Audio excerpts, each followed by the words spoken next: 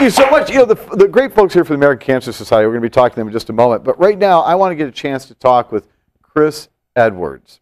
Chris Edwards is a candidate for the Republican nomination for District 1. Is that correct? That's correct. That's why we got it. Chris, welcome to Let's Talk News Now. Thank you, Rick. It's great to be here. You and I met, I'm not going to tell about all the details, but you and I met at a social function. Yes. And I think I was having a beer. I think you were drinking water or something, because that's what congressional candidates do, right? Got to be careful. Okay, all right. And we were just chit-chatting about this and that, and you didn't even know at the time that I was doing a show such as this. And I asked you the most important question I could ask anybody. I said, what in the world do you want to go to Washington for? Well, you got to have good people in Congress that are going to fix the problems that we face.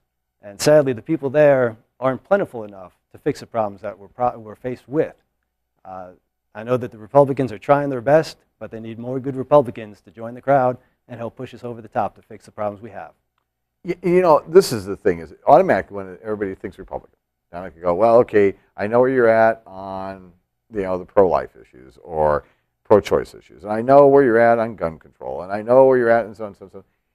But you and I were talking about many, many other things, and yes. You were saying that that isn't just what it's about anymore, or it can't be just what it's about anymore. No, it's got to be about good governance, and we kind of lost the appreciation for good governance. That means you actually have effective government that works. Founding fathers set up our government so that it would work, so that people could have their liberties, they could enjoy them, and that they'd be guaranteed so that you could reach your maximum potential.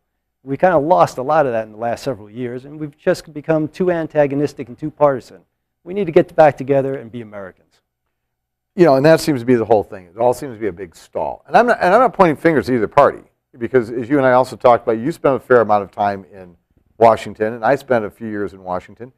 And it really is about that, you know, there was at one point a sense of what's the best thing for the country.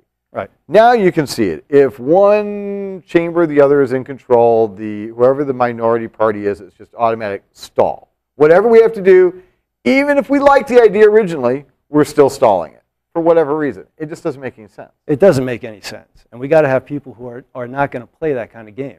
Because the problems are still there, and they're not getting solved. And they're not getting solved because everybody's stalling the process. We've got to focus on being effective legislators and representatives and move the ball forward. If we don't, everybody's going to suffer. And here in Nevada, we're suffering. We got a jobs crisis, we got a housing crisis, the economy is in a mess. We've got to get things moving in the right direction. So we need to get more Republicans out there to do exactly that. Okay, now, I understand that right now you've got a process that you have to go through. You need to reach out to the Republican base for sure. Sure. And then after that, assuming that you win, then you're going to move on and you're going to be competing against Dina Titus. Right. I know you've got some very, very strong feelings about that as well. One of the things, though, that I think that people maybe don't know about you, that I was hugely intrigued by, when I said you spent a fair amount of time in Washington, you and I apparently walked up and down one particular hallway, not at the same time, but close to, at one time or another. You were actually working for the Secretary of the Navy. Secretary of the Air Force. Secretary of the Air Force, excuse me. And I was a program manager, learning the right way to do things in government.